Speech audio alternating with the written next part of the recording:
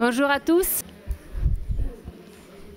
Merci d'être toujours là aussi nombreux, malgré le deuxième jour de travail intense, parce que chaque table, chaque atelier, chaque symposium, c'était beaucoup de travail, beaucoup de réflexion. Donc on ouvre la table ronde de cet après-midi. Et je vais être la discutante, et je vais avoir le rôle d'introduire cette table. Donc je voudrais tout d'abord remercier chaleureusement les organisateurs de ce bel événement, et tout particulièrement mes collègues de l'équipe clinique de l'éducation et de la formation. Et cela me donne aussi l'occasion de les revoir, donc je suis assez contente. Même si on est dans les mêmes murs, malheureusement, on ne se voit plus. Donc j'ai le plaisir d'introduire cette table, Savoir expert, avenir d'une illusion dans l'éducation. Et je vais indiquer quelques points qui seront approfondis par les collègues ci présents. Le fil conducteur peut être résumé par une question que Freud pose en 1927. Dès que nous avons reconnu par désillusion les doctrines religieuses, une nouvelle question se pose. D'autres biens culturels que nous estimons très hauts et par lesquels nous laissons dominer notre vie, ne seraient-ils pas de nature semblable ? C'est notamment à l'appui de cette question de Freud que nous souhaitons discuter lors de cette table ronde de la place de la psychanalyse en miroir des discours qui constituent aujourd'hui le champ de l'éducation, entendu comme dispositif, et qui se soutiennent, ces discours, des savoirs scientifiques considérés comme des savoirs pouvant apporter une expertise certaine et nourrir l'illusion d'une connaissance absolue et sans faille, permettant de gérer les individus et de manager le sujet. Les nouvelles modalités de rapport au savoir, savoir au pluriel, dans le champ éducatif et social, semblent nous soumettre à une sorte d'injonction selon laquelle il faudrait tout connaître sur l'autre, avoir un savoir absolu, par exemple, sur l'enfant. Pardon. Et donc, ce savoir absolu nous permettrait de bien faire et d'agir immédiatement. Dans ce contexte, le danger pour l'éducation est alors la neutralisation imaginaire de la prise de risque nécessaire pour engager une relation à l'autre, la tentative d'esquiver tout enjeu identificatoire, de neutraliser toute ambivalence constitutive du lien à l'autre, neutraliser les affects et laisser place que aux émotions, neutraliser l'angoisse, par exemple, en premier chef. Les intervenants illustreront à partir de leurs expériences d'intervention et de recherche comment, dans les paradigmes éducatifs actuels, ce qui risque d'être perdu est la part de transgression nécessaire pour que le désir alimente l'idéal, part d'idéal nécessaire pour pouvoir tenir dans les métiers que Freud avait définis comme impossibles, sans que ce désir soit broyé par les nouvelles procédures idéologiques de normalisation et ces nouvelles formes de morale positive. Mes collègues reprendront à leur façon et de manière plus fine ces quelques propositions. Je me permets juste de rajouter quelques mots qui accompagnent la réflexion de cette table ronde, je dirais en arrière-plan. Les différentes présentations que vous allez écouter pointent aussi, sans que ça soit dit dans ces termes, la nécessité au fond de trouver à continuer à faire exister la psychanalyse à côté de ces autres discours, à côté d'autres disciplines, à côté d'autres pratiques. La psychanalyse se doit d'être une parmi les autres, son rôle étant de trouer, de compléter toute illusion d'un discours unique et salvateur. Mais pour que la psychanalyse puisse continuer à exister hors les murs, pour reprendre la formule de Laplanche, il nous faut être attentifs, nous, les psychanalystes, sur les conditions de sa survie. La réflexion sur la formation des analystes conduit Lacan, le 9 octobre 1967, à faire une proposition et à mettre en garde les psychanalystes quant au destin même de la psychanalyse. Dans des formes du lien social qui alimentent des procès de ségrégation, je cite Lacan, la portée de la psychanalyse semble s'auto-limiter à cause en partie de formes d'identification imaginaire qui l'enchaînent, mettant en difficulté sa capacité à se renouveler. Ce sont sûrement les pratiques en institution, pour ce qui me concerne en tant que psychologue clinicienne dans un centre médico-psychopédagogique et enseignant-chercheur à l'université en sciences de l'éducation et de la formation, qui m'alerte quant à l'urgence de réfléchir à la survie de la psychanalyse. Travailler avec la psychanalyse là où sa présence n'est plus garantie, là où souvent elle n'est pas attendue ni recherchée, nous enseigne. Ces lieux, hors les murs, nous confrontent en permanence à l'instabilité de la place qu'elle occupe, mais également à l'enjeu politique de sa survie pour pouvoir continuer à faire entendre quelque chose de cet impossible structurel de la culture.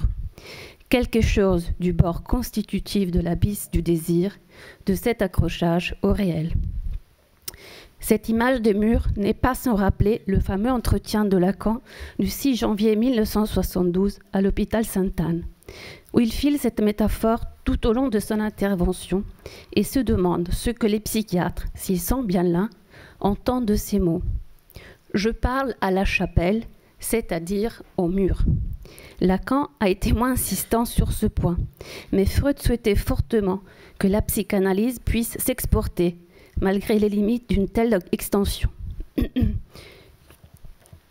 Mais au-delà de l'intérêt d'une orientation psychanalytique dans le champ du social et dans d'autres disciplines pour penser autrement les questions que le malaise de la civilisation ne cesse de faire surgir, le fait de s'éloigner des lieux où la psychanalyse est chez elle a un intérêt politique.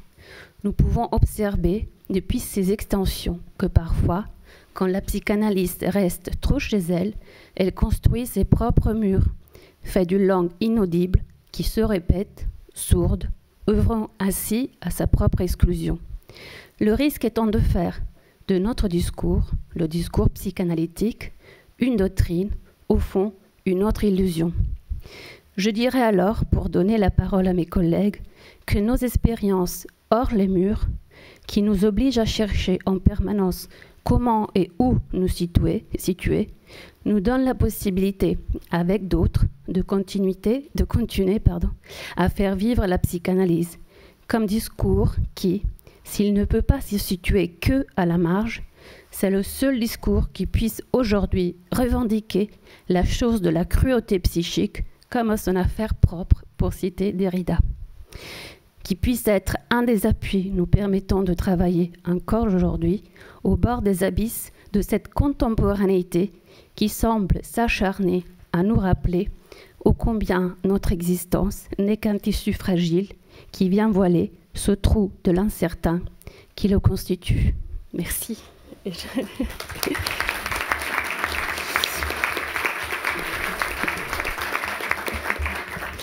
Et je donne la parole à Marcelo Ricardo Pereira, notre ami et collègue, professeur des universités en psychanalyse et sciences de l'éducation à l'Université fédérale de Minas Gerais à Belo Horizonte au Brésil, psychologue, psychanalyste, qui nous fait l'honneur et le plaisir d'être là. Merci.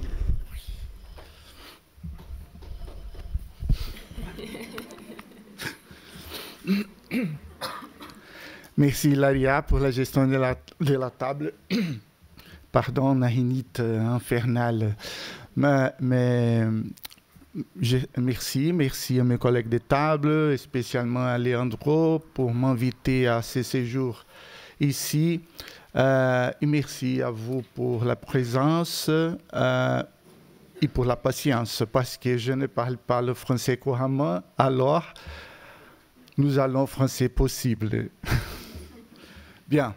Que veut un adolescent? Que veut un adolescent? La délinquance et l'allusion de savoir d'expert. Que veut un adolescent? Je ne cache pas. Un autre. Un autre comme maître, mais qu'il doit être tué. Nous reviendrons sur cela. Qui est l'adolescent? De manière simple. Un étrange incompris en plein court-circuit psychique, social et corporel, c'est-à-dire un sujet qui a cessé d'être une chose, mais qu'il n'est pas encore devenu une autre chose, un exilé, entre deux lieux. Un fois rendre de ces tunnels perforés pour ces deux côtés, va dire Freud. C'est une expression très connue entre nous. Bien. La métaphore des tunnels, il y a deux côtés. Il y a des positions narcissiques, infantiles, et la position d'objet de l'autre côté. Et l'adolescent se rencontre, ou par rencontre, parce que la continuité de tunnel, ce n'est pas possible, il va produire une espèce de disjonction entre sa voix et le corps.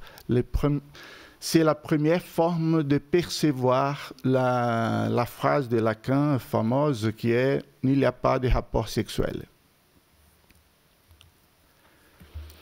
Pour faire cela, pour faire le passage, l'adolescent va produire le deuil. Deuil de lien avec les parents, deuil du corps, deuil de l'enfant, de l'enfance elle-même et de ses identifications. Bien, elle va produire aussi les affirmations de Bejahung, de Freud. Affirmation de leurs idéaux et idoles, la formation des groupes dehors du circuit familial, des partenaires sexuels, amoureux, amicaux, des réseaux sociaux, virtuels, et aussi la définition de l'inscription sociale de le genre et les sexualités, d'où les court-circuits. Mais il va rencontrer une adolescence généralisée dans le monde. Comment? L'adolescent perçoit son tunnel dragué tout autour de lui. Les adultes et les enfants devenant adolescents.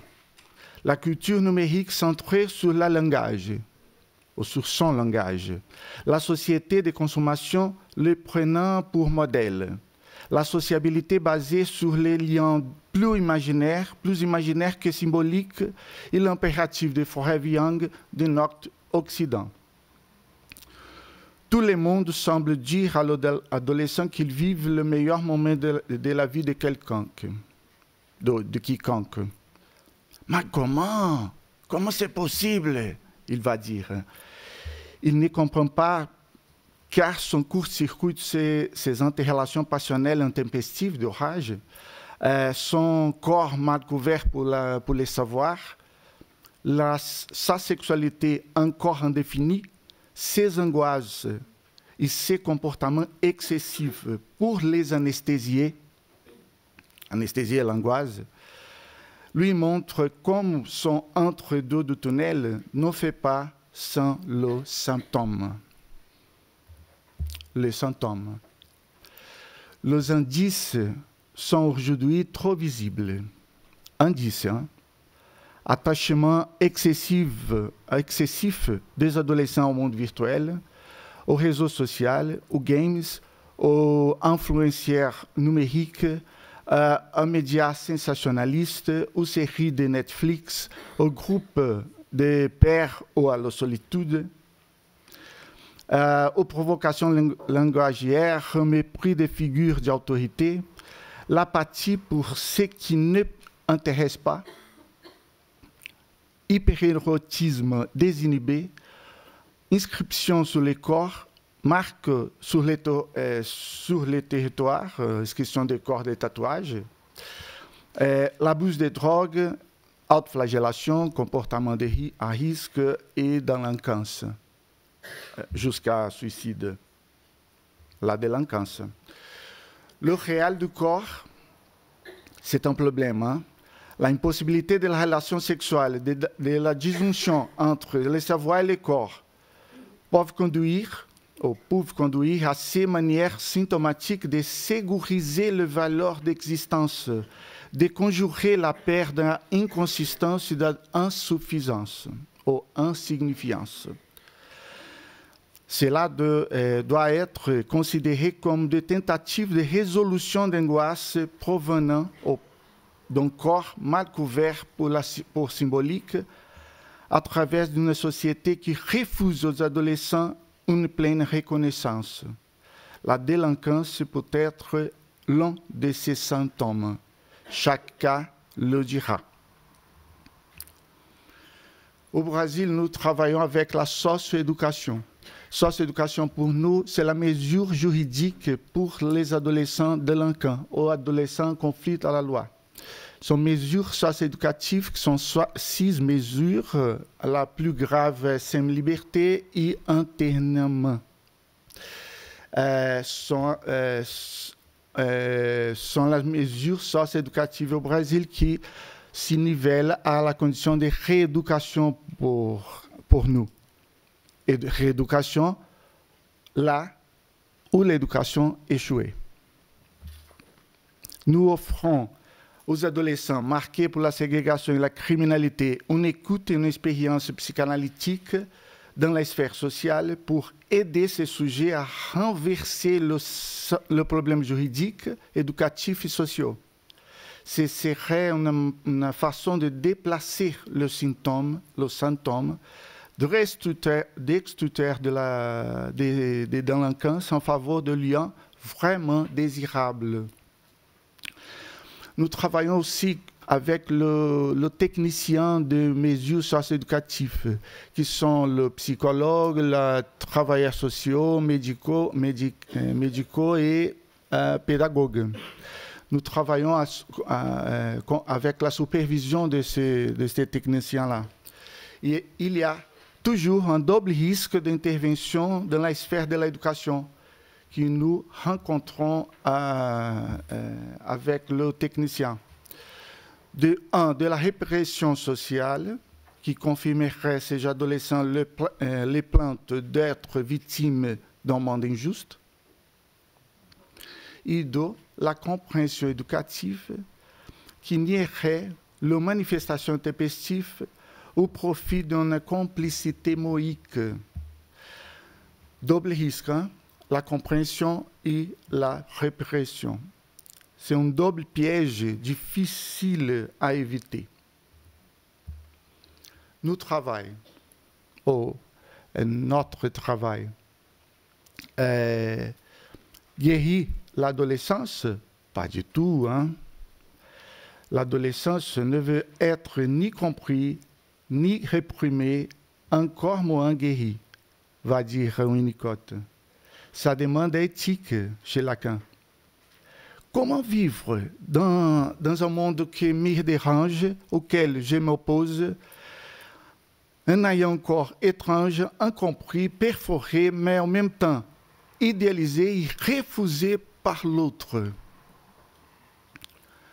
Le travail du psychanalyste, opérateur social orienté pour la psychanalyse, qui sont les techniciens par exemple, qui assistent les jeunes délinquants, ne serait pas de guérir le symptôme délinquant, mais de permettre au sujet d'explorer d'autres voies moins restrictives.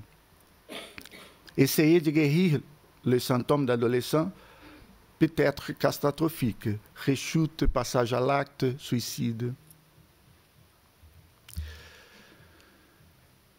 Nous devons l'aider à formaliser les symptômes. Formaliser les symptômes. Alors que, dans l'analyse de l'adulte, il s'agit de guérir le symptôme, c'est-à-dire l'élaboration de ces symptômes qui est venu perturber sa vie. Dans l'analyse d'adolescence ou d'adolescent, il faut l'aider à s'approprier son symptôme, comme va dire Racial. Auparavant, la première,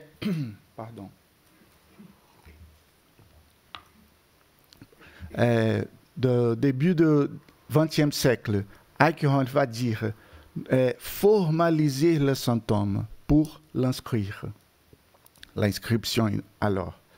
L'adolescence est le moment de formalisation, l'adolescence est le moment de formalisation de symptômes, c'est-à-dire d'être reconnu dans sa singularité, de garantir son être, d'inscrire son mode unique d'existence, la délinquance peut être une tentative d'inscription de symptômes, mais sous le visage mortel de la jouissance.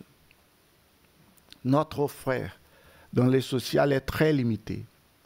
Aider les sujets à dire oui aux symptômes et non à l'usage de la jouissance, comme va dire l'Acadie. Ou dit à façon de Freud, transformer la misère psychique en malheur ordinaire. Déjà termine. Les éducateurs, ou les rééducateurs, le socio-éducateur, doivent comprendre qu'ils sont confrontés à deux individus en transition délicate, en pleine reconnaissance sociale et dilués en une mer d'identification imaginaire et pendulaire. Les institutions peuvent accueillir sans illusion de savoir expert, échapper au double piège, ni compréhension, ni répression, et surtout s'intéresser à ces sujets étranges, les donner la parole, reconnaître leur position affirmative, les permettre d'interagir, d'exprimer et d'exercer leur créativité. Si développer d'autres formes d'action qui ne soient pas apathiques et qui dialoguent tout à fait avec leur intérêt, y compris le monde virtuel. Affable et ferme. Les éducateurs ne peuvent pas beaucoup aider ce sujet par les court-circuits, les irruptions et l'exil, mais au survivant indemne, sans trop changer, sans effacer la différence rationnelle, sans abandonner aucun de leurs principes et en restant affable et ferme. Il est nécessaire de maintenir la responsabilité d'accompagner ces étranges incompris sans les laisser à la dérive ou abandonner. Après tout, qui vaut un adolescent? Un autre comme maître, mais qui doit être joué, car du monde fantasmatique d'adolescence, on y trouve la mort de quelqu'un, va dire Winnicott. Peut-être veut-il trouver un autre pour les surmonter, pour les déposer. Un autre à la condition d'adulte non adolescentisé, qui lui serve de référence, qui éveille sa confiance, qui ne s'évade pas, qui ne ségrègue pas. Un autre prêt à s'y laisser assassiner, sans grand discours, sans moralisme, sans savoir expert. Quelqu'un qui l'écoute, qui reconnaît et sait accueillir avec ce symptôme, pour formaliser, il sera fondamental non seulement d'être surpris, mais aussi d'avoir une intervention clinique la plus inattendue possible et de permettre au sujet de chercher une intervention ou une invention singulière contre le visage mortel du réel. Autrement dit, aider chaque jeune à réguler un peu la pulsion de mort dans la difficile et nécessaire conquête de sa place sociale. Merci pour votre patience. Alors, prise par l'angoisse de vous parler, j'ai oublié de vous proposer qu'on laisse la discussion par la fin et j'ai oublié, peut-être parce qu'elle est très présente pour moi, de dire que Magdalena Couto-Diaz, malheureusement, elle est souffrante, elle ne pourra pas être avec nous. Chose qu'on regrette beaucoup parce qu'elle avait préparé quelque chose d'assez passionnant sur justement l'expertise dans le partenariat éducatif. Mais bon, ça sera pour une autre fois. En tout cas, voilà, elle passe son bonjour à tout le monde. Et je donne la parole à Dominique Mélanie, maîtresse de conférences en sciences de l'éducation et de la formation à l'Université Picardie Jules Verne, membre de l'unité de recherche CAREF, psychologue clinicienne, qui nous présentera un travail de recherche récent, il me semble. Merci. Bonjour à vous tous. Alors, beaucoup de choses ont déjà été dites. Je vais reprendre un certain nombre d'éléments en les déclinant dans un domaine qu'on a un petit peu moins abordé, celui de l'éducation thérapeutique du patient. Et j'ai intitulé ma communication « La leçon du patient expert ». Je ne suis pas férue des chiffres, mais je vais commencer par 2 chiffres. Actuellement, en France, selon l'assurance maladie, 20 millions de personnes ont recours à des soins liés à une pathologie chronique. Selon l'INSEE, 40% des personnes âgées de 16 ans ou plus déclarent avoir au moins une maladie ou un problème de santé chronique. Depuis 30 ans, le nombre de personnes concernées aurait augmenté considérablement. Des raisons objectives expliquent cette progression, comme le vieillissement de la population ou l'évolution de la science, qui permet de prolonger la vie de personnes atteintes de maladies graves. Mais des raisons plus subjectives entrent en jeu, car les classifications des maladies tendent à leur élargissement et tendent à dessiner les limites entre le normal et le pathologique. Or, ces limites ne vont pas de soi. La classification médicale et la désignation sociale fournissent néanmoins des qualificatifs à partir desquels le sujet qui a une problématique de santé composera pour se définir. La problématique de santé est ainsi reprise et mise en mots. Elle est une expérience, nous dit Canguilhem. En d'autres termes, la parole émise sur la maladie produit un effet sur la vie subjective. Elle donne des indications au sujet sur ce qu'il représente pour la communauté. Or, avec l'épreuve de la maladie, le corps devient incertain. Le devenir peut être remis en jeu et l'image, qui sert d'assise à la construction identitaire, peut s'en trouver ébranlée. C'est donc un savoir sur soi dont il est question. Si l'expérience de la maladie remet en question un savoir sur soi, le sujet, la question que je me pose et que je propose d'envisager ensemble, c'est de savoir comment l'évolution de la place du savoir dans le champ médical avec l'ETP entre en jeu dans la construction ou dans la reconstruction identitaire.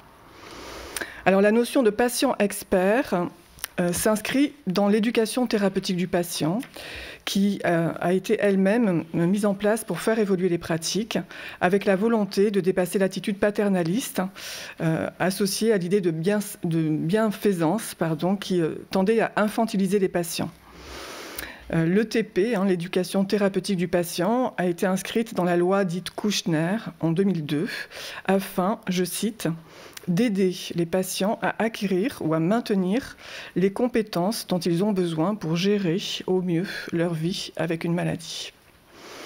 Cette loi aspire à réduire l'asymétrie entre le soignant et le patient et vise à garantir le respect de la confidentialité, l'accès à l'information aux patients, l'assurance de leur consentement, etc. Il est frappant de constater que le langage de l'ETP est très proche de celui de l'institution scolaire. Par exemple, le dispositif centré sur l'élève depuis la loi d'orientation sur l'éducation de 89 avec Jospin fait écho avec une approche centrée sur le patient et plus seulement sur le traitement de la maladie. Avec le droit à l'information, le patient doit faire des choix libres et éclairés, comme un élève au moment de ses choix d'orientation. De même, malades et élèves sont supposés être acteurs de leur destin. Ce sont des termes qu'on retrouve de part et d'autre.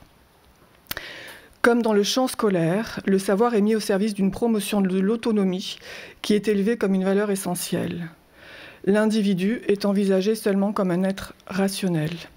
En d'autres termes, le moi est valorisé au détriment du sous-bassement inconscient, ce qui mène à l'incompréhension, voire à l'inacceptation de la résistance de patients qui ne veulent rien savoir ou qui résistent à ce savoir en adoptant des conduites non conformes aux gestes techniques. Par exemple, le diabétique qui continue de manger du sucre. La notion de patient expert a quant à elle émergé en 2009. Elle est conforme au principe de l'ETP et va de pair avec la volonté de faire évoluer la relation entre le patient et le malade, à laquelle s'ajoute celle de soutenir l'engagement des patients. Mais elle tire ses racines également dans des mouvements de malades qui ont commencé à prendre en charge eux-mêmes leur santé, au premier rang desquels se trouve la Fondation des alcooliques anonymes, fondée en 1935. Comme vous le savez, les patients se prennent en charge en s'entraidant et semblent pouvoir se comprendre entre eux, en partageant leur expérience. Nous y retrouvons des vocables du registre familial, avec l'idée que les patients doivent rendre ce qu'ils ont reçu en devenant parrains, et avec le principe de fraternité, mais nous y reviendrons. La Ligue nationale contre le cancer, créée en 1918 par Justin Goddard, correspond à une autre association qui a mobilisé des patients et des bénévoles. Depuis, le développement d'associations de malades s'est développé dans un contexte sensiblement différent. Voilà déjà plusieurs décennies, la remise en cause du savoir institutionnel suit la chute du nom du père. La chute de ce qui était représenté initialement dans la famille par la figure du père. En d'autres termes encore, la chute de ce qui garantissait l'autorité et le savoir. Dans ce contexte, et avec l'arrivée d'une nouvelle épidémie qui renvoyait la science à ses limites, l'association AIDS a souhaité porter une parole collective des patients pour faire valoir d'autres dimensions que la thérapie en défendant une approche globale de la santé, qui va de la prise en compte de la douleur à la lutte contre les discriminations. Pour cerner l'émergence de la notion de patient expert, j'ajoute encore que la notion d'expert s'est elle-même élargie au point de se transformer en passant du savoir académique légitimé à une montée générale d'experts, par conséquent renvoyant à un savoir qui n'est pas nécessairement académique. Actuellement, la notion d'expertise du patient n'est pas assurée par une définition officielle. Depuis plusieurs textes, elle apparaît comme renvoyant au patient atteint d'une maladie chronique qui a développé au fil du temps une connaissance fine de sa maladie et dispose d'un savoir sur le vécu quotidien d'une pathologie ou de la limitation physique liée à son état. Selon les pratiques des services de santé, elle est mise à profit de différentes façons, qu'il s'agisse de co-animer des séances de formation d'ETP auprès de patients, de séances de formation de soignants, de participation à des réflexions à la gouvernance d'une unité ou d'un établissement médical, ou encore de la participation à des réunions qui le concernent plus directement. Différentes appellations peuvent également se côtoyer, comme le patient ressource, le patient formateur ou le patient partenaire, etc. Mais quel savoir détient le patient expert? Généralement, dans les textes scientifiques, et quelquefois les textes officiels, on reconnaît un savoir qualifié d'expérientiel de ces patients.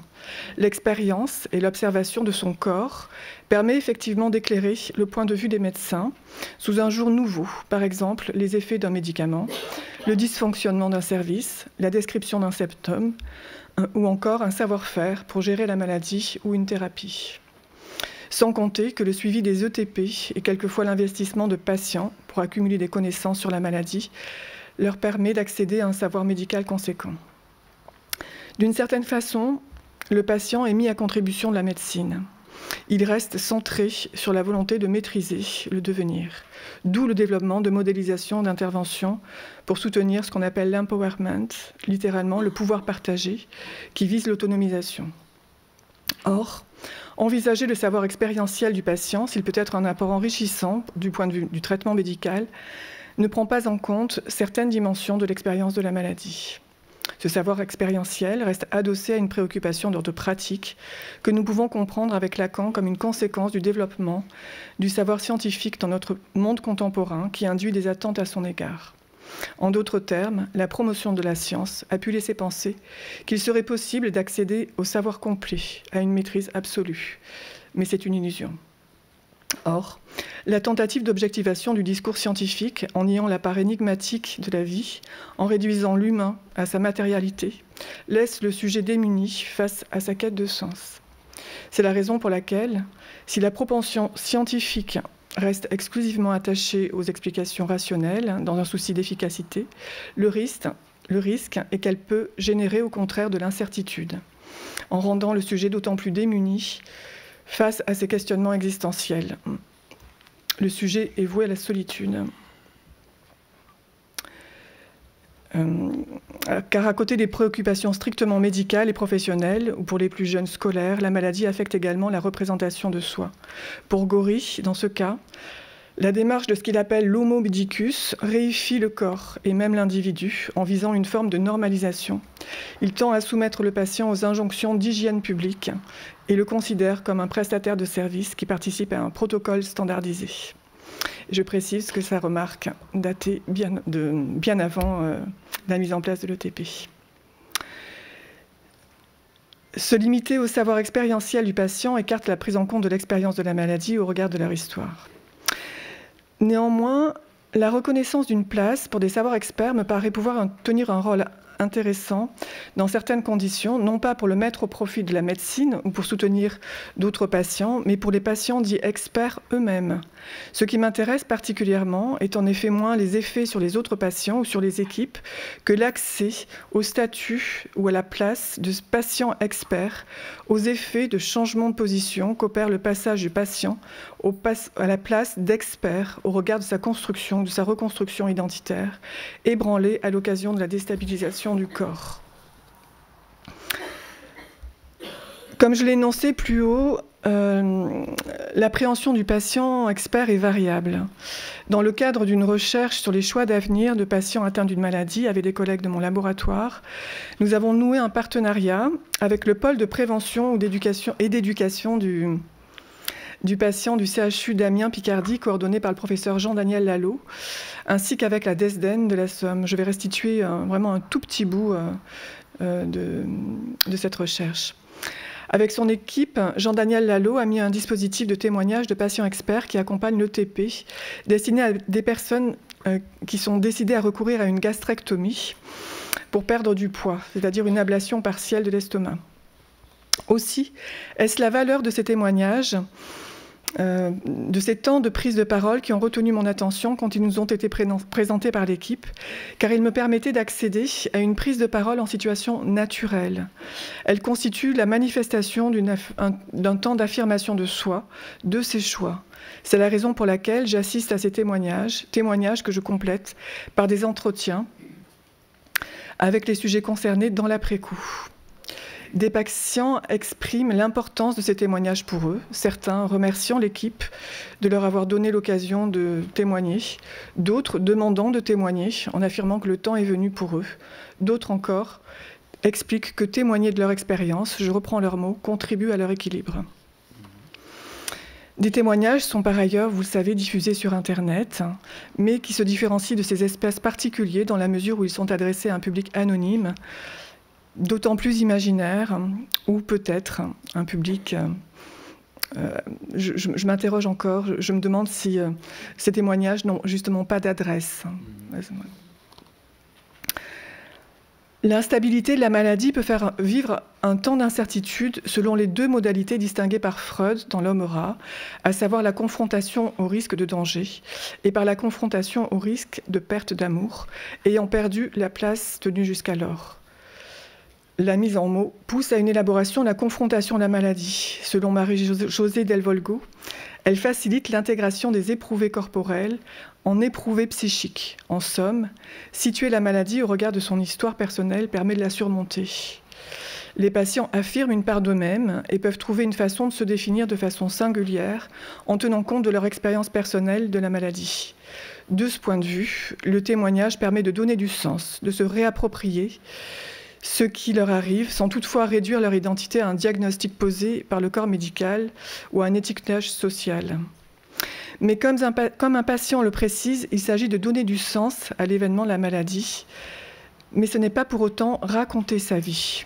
C'est une des surprises que j'ai eues. Les patients ne parlent finalement que très peu de leur histoire personnelle, en groupe en tout cas. Dans ces témoignages, les patients fournissent en fait peu d'éléments, mais restent centrés sur leur présent, sur le vécu de l'opération et sur leur corps. Présenter son parcours à d'autres patients est davantage une façon de mettre en mots ce qu'ils ont vécu, d'élaborer l'expérience de la problématique de santé ou de l'intervention médicale. Ce n'est donc pas seulement ce qu'ils disent qui témoigne de leur position, mais le fait qu'ils trouvent un espace pour prendre la parole en leur nom. De patients diabétiques ou d'obèse, en l'occurrence au pôle de prévention, de sujet de l'énoncé nommé par l'autre, pour reprendre la terminologie lacanienne, il trouve un espace pour devenir sujet de l'énonciation. En somme, parler de son expérience contribue d'une part à composer le roman La maladie, selon encore Marie-Josée Delvolco, et à inscrire l'événement dans son histoire. Aïe, je commence à peine en fait. Mais cet espace d'élaboration a la particularité de se concentrer sur le prisme de la transmission. Donc là, j'en viens au cœur de ce que je souhaitais vous dire. Ici, d'une invitation à l'autre à témoigner, l'autre étant incarné par le corps médical. Cette transmission est prise dans une relation. Alors au pôle de prévention, Jean-Daniel Lalo insiste pour dire qu'il s'agit d'une alliance thérapeutique et non pas d'une éducation thérapeutique, parce que selon lui, on n'éduque pas un patient qui est atteint d'une maladie. De cette façon, il se réfère à l'idée freudienne que le transfert du patient entre en jeu dans la dynamique thérapeutique. La transmission n'est pas seulement la transmission de son histoire individuelle, mais s'enracine également dans l'histoire nouée avec le patient, avec les soignants. Dans son adresse, bon, je vais raccourcir évidemment, en transmettant quelque chose sur son expérience, le patient expert a plusieurs adresses. L'autre parental ou médical, présent quelquefois lors des séances, les patients en attente de savoir, mais également l'enfant en détresse qu'il a pu être, et le patient qu'il a été, ou qu'il est encore. Comme je l'ai énoncé en introduction, l'émergence sous la déstabilisation d'une maladie fait vaciller les repères. Les certitudes et l'assurance en la fiabilité de son avenir peut voler en éclats. L'image de soi, qui passe par l'image du corps, le sentiment d'impuissance, voire de menace, peut raviver la question de la dépendance aux parents qui a pris soin du corps en engageant une relation asymétrique.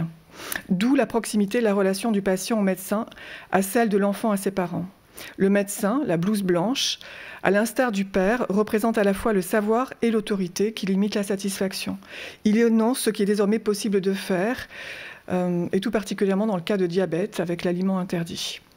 S'appuyer sur le savoir médical, mais dans une position infantile, ce qui est plutôt dévalorisé dans notre société, mais peut être rassurant pour certains patients. C'est ce « vous qui savez » dont le médecin du pôle de prévention se fait destinataire. Reconnaître ou être réceptif de ce savoir, savant, peut être une façon de limiter son imaginaire et ses fantaisies. En d'autres termes, comme dans l'enfance, la fonction paternelle garantit une place au sein de la communauté et tient ce qui fait une fonction socialisante.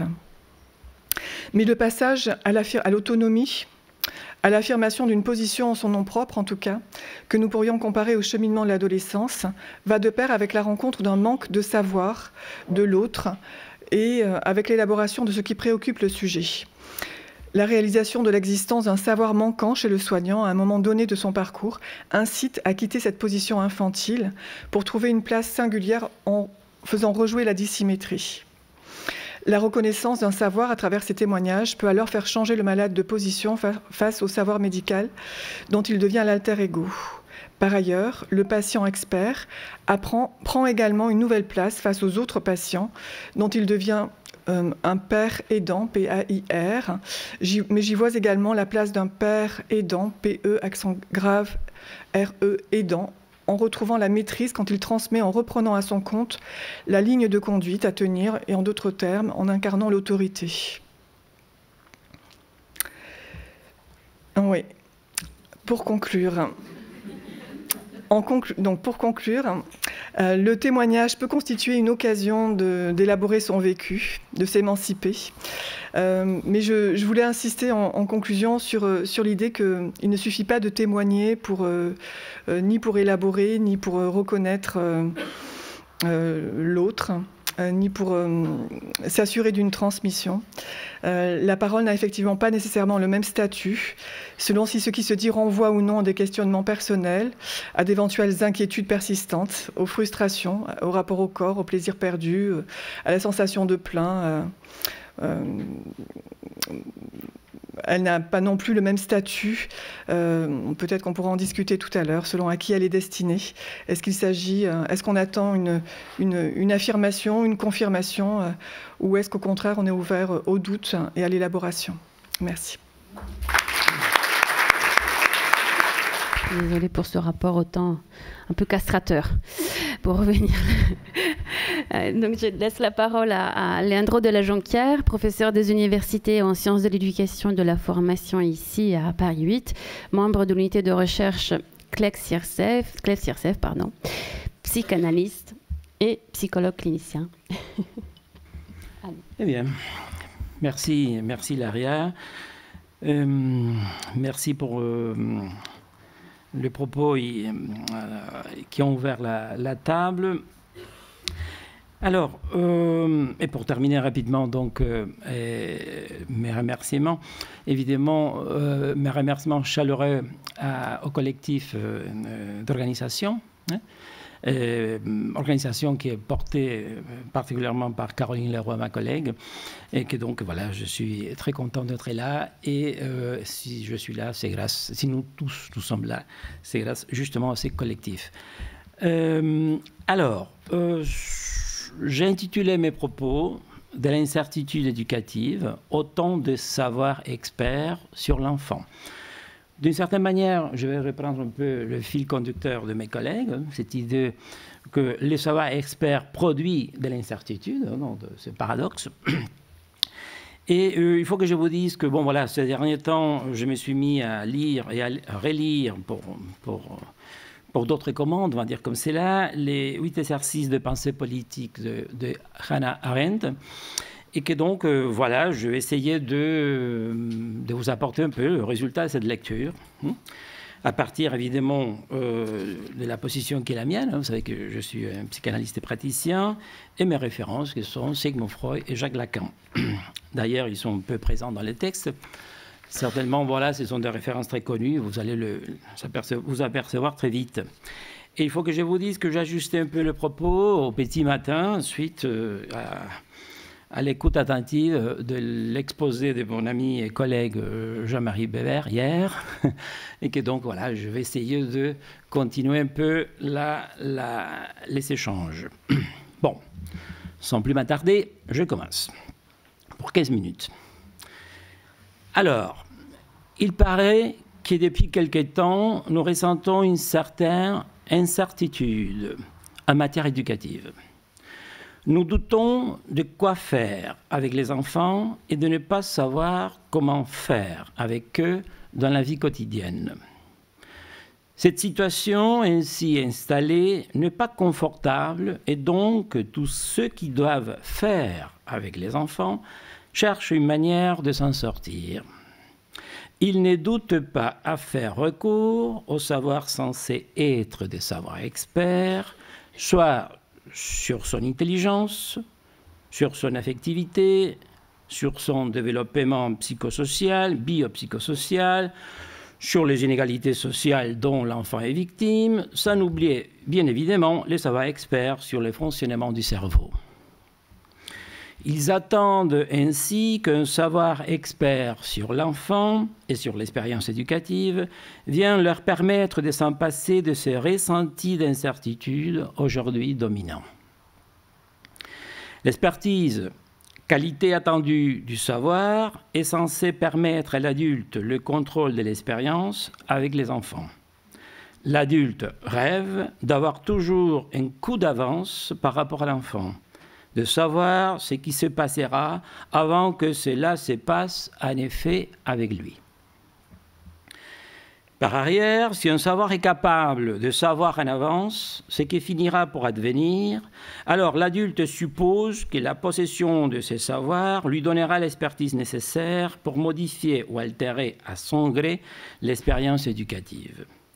D'une certaine manière, l'adulte s'est dit à soi-même: puisque maintenant je sais, rien mieux qu'ouvrir pour faire advenir ce qui est attendu. Quand il s'agit des enfants, personne ne prétend que faire du bien. D'ailleurs, c'est aussi le cas du docteur Schreiber, le père du fameux président. Ce docteur n'était pas un adulte si ordinaire que les autres de son temps et de nos jours. C'est d'une part, le docteur Schreiber était bien obsédé de faire le bien comme n'importe qui. Il avait en revanche la certitude d'être en mesure d'œuvrer pour le bien de l'enfant sans aucun doute. Les esprits scientistes en éducation ne ressentent pas de l'incertitude. Ils savent quoi faire et comment en faire avec les enfants pour leur bien, qui par ailleurs finit par se confondre avec le dit progrès social. Au contraire, l'incertitude est une affaire des gens ordinaires qui ne peuvent plus s'en passer du savoir supposé aux experts sur l'enfant et leur éducation au service de la rationalisation du social. Le cycle vicieux ainsi fermé n'est pas anodin. Les gens ordinaires, ressentant de l'incertitude, font recours aux experts sans s'apercevoir que le caractère expert supposé au savoir, dédié experts, n'est que l'autre face de leur propre incertitude de comment faire avec les enfants. Ils finissent donc pour s'embrouiller, ainsi dans ce que j'ai appelé il y a plus de 20 ans l'illusion psychopédagogique.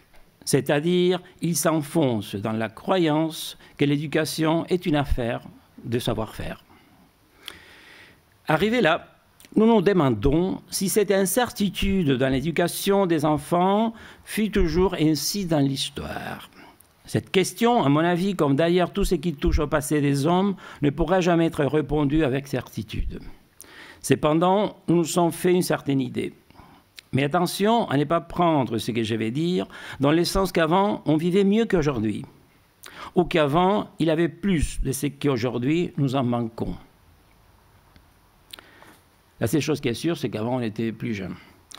C'est-à-dire à ne pas entendre, dans le sens habituel, de raisonnement du déclin du symbolique. À mon avis, nous devons travailler avec l'idée de l'incommensurabilité historique. Les temps modernes se sont installés à la place d'une autre manière des hommes de vivre ensemble. Selon l'hypothèse de Hannah Arendt, le monde actuel ne se structure plus à partir de la tradition et de l'autorité inhérente au monde d'antan. Des pans de monde sont disparus et à leur place, les hommes ont dû tisser une autre manière de tenir ensemble dans la cité, qualifiée désormais de moderne. Cette autre manière n'est pas une manière dégradée par rapport à la précédente. Elle est différente. Il n'est jamais suffisant de rappeler que le terme autorité et tradition ne doit pas être pris dans un sens imaginaire qui confond la première, l'autorité, ou avec l'exercice du pouvoir ou la prestance d'une place sociale, et la seconde, la tradition, avec l'immutabilité de la vie sociétale. L'autorité et la tradition sont deux faces de même geste de référence nécessaire aux fondateurs de la cité, ou, dans d'autres mots, aux artifices de la vita active, dont les hommes bénéficient pour ainsi tenir ensemble à un moment donné de leur histoire. Bref, en lisant Hannah Arendt, je me suis fait l'idée que le vivre ensemble ne peut que tenir toujours d'un fil, de celui toujours débobiné et rembobiné grâce au geste bien humain d'accueillir l'insistance du passé. Dans ce sens, l'autorité et la tradition ne sont pas des réalités imaginaires, mais deux faces d'une même fonction symbolique, celle de l'opération inconsciente de castration. Le monde ancien, celui qualifié de romain et des chrétiens, était structuré par la référence à la fondation de Rome, la ville éternelle dans laquelle, à son tour, Saint Pierre fonda l'Église. Ainsi, l'autorité et la tradition anciennes sont disparues, quand les hommes se sont arrêtés de tenir ensemble dans la vie de tous les jours en faisant référence à la fondation de Rome, de l'Église catholique, et donc de donner crédit à la parole de leurs représentants pour les affaires de la vie courante.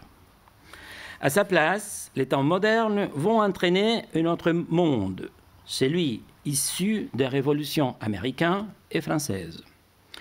Le vivre ensemble passa donc à être désormais tendu par les idées de la démocratie politique, la laïcisation de la vie commune et l'esprit universaliste républicain, autant que par des forces régressives d'un retour anachronique à l'ancien monde. Le monde moderne ne peut pas s'en passer des fonctions de l'autorité et de la tradition.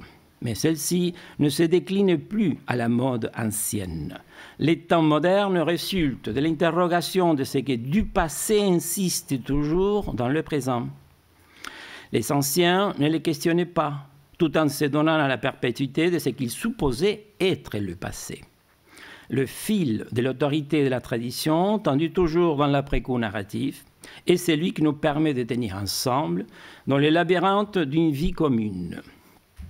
Si les fils se rompent, la jouissance des foules qui font masse nous dévore tels que les minotaures. À l'intérieur des frontières fermées de la chrétienté romaine, l'héritage ne pouvait pas ne pas être précédent d'un testament. Mais dans cet univers en expansion qui est la modernité, une brèche s'est ouverte entre les passés et les futurs, faisant que notre héritage n'est précédé d'aucun testament, selon la belle formule de René Char, rappelée par la philosophe dans la préface de ses 8 exercices de pensée politique. L'expansion des frontières du monde et l'ouverture même de cette brèche temporelle entre le passé et le futur constituent deux faces de même ruban de Moebius, la référence questionneuse des hommes à ce qui est supposé avoir passé. En effet, c'est toujours ces gestes mémoriels après coup qui tissent le fil de l'autorité et de la tradition, un lien entre des précurseurs inventés dans l'après-coup et des débiteurs d'un temps présent. Bien qu'il ait pu y avoir un testament dans le monde ancien, le fil de tenir ensemble ne va jamais de soi. Freud aimait reprendre la formule de Goethe. Ce que tu as hérité de tes pères, acquiers-le pour le posséder. Ce qui veut dire que ce qui est à la portée de nos mains ne devient notre héritage que si nous l'acquérons par et pour nous-mêmes. D'autre part, ce qui est là à disposition pour être hérité n'est jamais res nullius. Donc, il faut l'acquérir de mort, qui devient ainsi des précurseurs grâce à notre action mémorielle. Cette affirmation est donc autant valable pour les vivants du monde ancien que pour nous-mêmes, être sans testament de la modernité, confrontés à nous reconnaître dans un passé qui ne cesse pas de ne pas s'écrire. Vous avez reconnu? D'accord. Bon. L'instabilité du monde ancien se traduisait dans la contrainte de se reconnaître soi-même digne de ses ancêtres, qui n'attendaient que les héritiers maintiennent le monde tel qu'il était. En revanche, la modernité, pour s'installer, a dû remettre en cause les ancêtres d'un régime devenu ancien, mais sans pour autant jamais remettre en cause la nécessité des humains de s'inventer des précurseurs de l'action et dans l'action. J'ai presque terminé. L'émergence de la modernité entraîne la perte de pans de l'ancien monde et donc elle nous défie à retisser les points ratés entre le passé et le futur, sous peine que le monde ne sorte de ses gonds, nous entraînant avec lui dans la catastrophe. Ce rétissage implique en permanence une réinvention de notre modernité et donc l'incertitude ne peut que résonner à l'horizon de l'action. De l'expansion de la modernité retourne en écho l'incertitude du temps, face à laquelle le chemin bifurque. Le chemin bifurque, où on fonce vers l'avant, comme nos précurseurs modernes d'antan, et les femmes iraniennes d'aujourd'hui, si vous appréciez des exemples plus actuels, où nous nous accrochons aux supposées autorités et traditions éternelles d'un passé, dont rien n'insiste dans les temps actuels, puisque le passé est supposé in totum. Et là, je vous laisse trouver des exemples d'actualité, bien sûr qu'à droite de l'échiquier politique, mais aussi à gauche, malgré les harangues en apparence révolutionnaires. Pour entamer maintenant notre temps de conclure, revenons alors aux enfants. Dans l'ancien monde, l'éducation était en syntonie avec l'esprit de la vie active. Maintenant, ce n'est plus le cas. Aujourd'hui, le défi auquel est confronté l'adulte est devenu double. D'une part, l'adulte doit s'adresser aux enfants en respectant les conditions de la croissance vitale, comme dirait la philosophe, en contradiction d'une certaine manière avec l'esprit de la modernité. Et d'autre part, l'adulte ne peut que réinventer sans cesse la modernité. Dans ce sens, l'engagement de la parole envers un enfant pourrait être pensé aujourd'hui comme étant devenu un exercice de liberté et d'action politique, tout en tenant compte que l'éducation est une dimension pré-politique de la vie humaine. Par ailleurs, cette définition entre, d'une part, la dimension politique de la vie des adultes et de l'autre, l'éducation, c'est-à-dire ce qui relève de la vie avec les enfants, opère également chez Sigmund Freud. Quand Freud déclare dans la 34e de ses nouvelles conférences qu'il est regrettable à tout point de vue que des enfants soient révolutionnaires. L'éducation, bien qu'imoderne, ne peut jamais faire fi d'une certaine quelque chose de l'autorité et de la tradition ancienne, sans lesquelles elle perdrait sa puissance performative, de relancer encore et encore la conquête pour un enfant d'une place singulière des sujets des paroles dans un monde devenu moderne. Il s'agit alors d'un paradoxe au cœur même de notre modernité. Celle-ci nous réclame d'honorer entre adultes l'esprit des modernes, mais en même temps de rester toujours un pas en arrière avec les enfants. La dite autorité des adultes ne doit pas être confondue avec des compétences professionnelles ou parentales toujours pensées dans le registre du faire avec. L'autorité d'un adulte auprès d'un enfant dérive du fait que celui-là devient un sujet supposé responsable du monde au regard des enfants. Le fait d'être supposé responsable de la symétrie adulte-enfant qui structure le monde, soit l'ancien, soit le moderne, implique nécessairement l'adulte, mais aussi l'enfant, puisque celui-ci doit toujours valider la reconnaissance de l'adulte de sa propre implication inconsciente. Que le monde puisse toujours tenir debout requiert l'arrivée en contenu des enfants, ainsi que leur travail de conquête d'une place des sujets des paroles. Le rôle de l'adulte responsable du monde consiste à reprendre de sa place d'adulte. À l'adulte lui revient de porter témoignage de son expérience personnelle, d'avoir pu s'autoriser à habiter en tant que sujet un lieu d'énonciation. Être responsable, c'est donc répondre de cette place différentielle. L'autorité supposée à l'adulte n'est que le retour côté enfant du fait que l'adulte répond de sa propre expérience d'avoir été un jour aussi un nouvel arrivant. Ainsi, la parole adulte ne fait autorité que si l'enfant donne crédit à l'énonciation de l'adulte. Et pour cela, il est impératif que l'adulte ne refuse pas de témoigner de sa propre traversée.